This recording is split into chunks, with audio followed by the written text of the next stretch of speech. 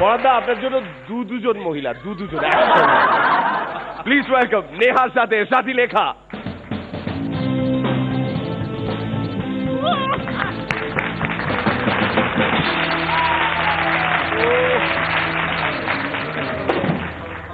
চমৎকার।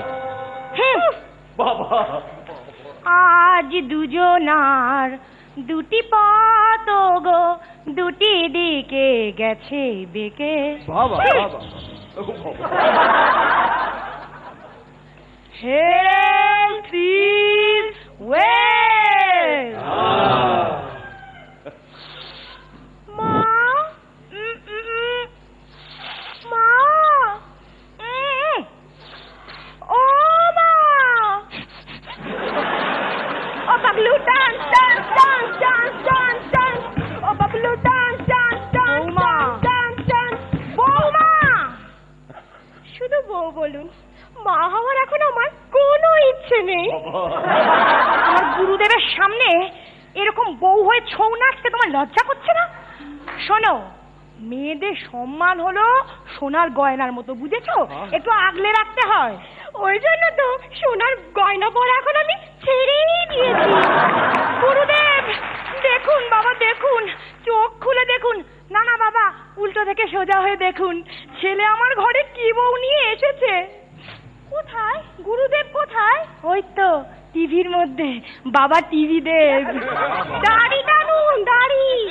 কি আমার গুরুদেবের পবিত্র ঘন কালো দাড়ি ধরে আমি টানবো? আরে না, আপনার নিঃশ্বাসে দাড়ি টানুন। ও তার মানে তুমি আমাকে মরতে বলছো? হ্যাঁ। আমি মরলে পেনশনের টাকাটা পাবে। ভালোই তো, নো পেনশন নো টেনশন। আচ্ছা মা, এতদিন হয়েছে বিয়ে করে এসেছি, কিন্তু বাড়িতে তো একটাও ঠাকুর ঘর দেখতে পেলাম না। আমি আর আমার ছেলে ঠাকুরে বিশ্বাস করি না। এবার করবেন, আমি চলে এসেছি তো। কেন? বিপদে পড়লেই তো মানুষে ঠাকুরকে ডাকে। বৌমা, কালকে আমার ছেলের হাত ধরে তুমি কোথায় যাচ্ছিলে? দেখাতে।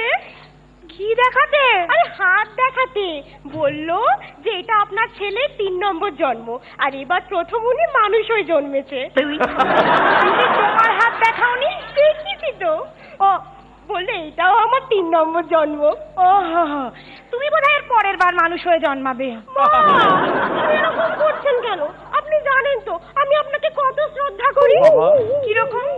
আপনি খাটে বসলে আমি নিচে মাদুর পেতে বসবো, আর আমি মাদুরে বসলে আমি মাটিতে বসবো, আর আমি মাটিতে বসলে আমি মাটি কুড়ে তার মধ্যে বসবো, আর আমি ওখানে বসলে আর কি মাটি চাপা দিয়ে দেবো। যাই মা, রান্নাঘরে এখন অনেক কাজ আছে, গ্যাসে আগুন জ্বালাতে হবে। হ্যাঁ, এতক্ষণে ওই একটাই তুমি মনের মতো কাজ পেয়েছো, আগুন জ্বালাতে তুমি তো খুব ভালো পারো। তা বলছি, রান্নাঘরে গিয়ে বাটনা বাটা ভাজাভুজি সব তুমি সারবে। কেন মা? যবে থেকে আমার সংসারে এসেছো, আমার জীবনটা তো বাটা বাটা করে ভাজা ভাজা করতে তুমি কিছু বাকি রাখোনি বৌমা।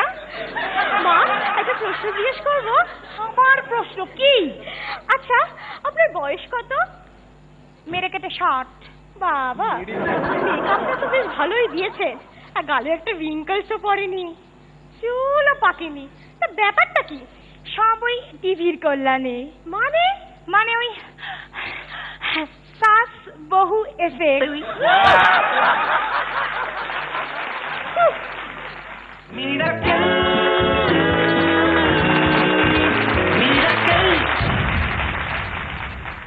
পরাদা হ্যাঁ, পারফরমেন্স ভালোই হয়েছে। তো ইন্ডিভিজুয়ালি খুব ভালো করে, আজকে জয়েন্টলি করছি সেটা ভালো হয়েছে, কিন্তু হাসি সেইভাবে উদ্বেগ হয়নি। দেখো শ্রীলেখা, এই পারফরমেন্স যদি কথোপকথনে না হয়ে টাগ অফ ওয়ার এই ক্ষেত্রে হতো, তাহলে কি আরো বেশি জমতো?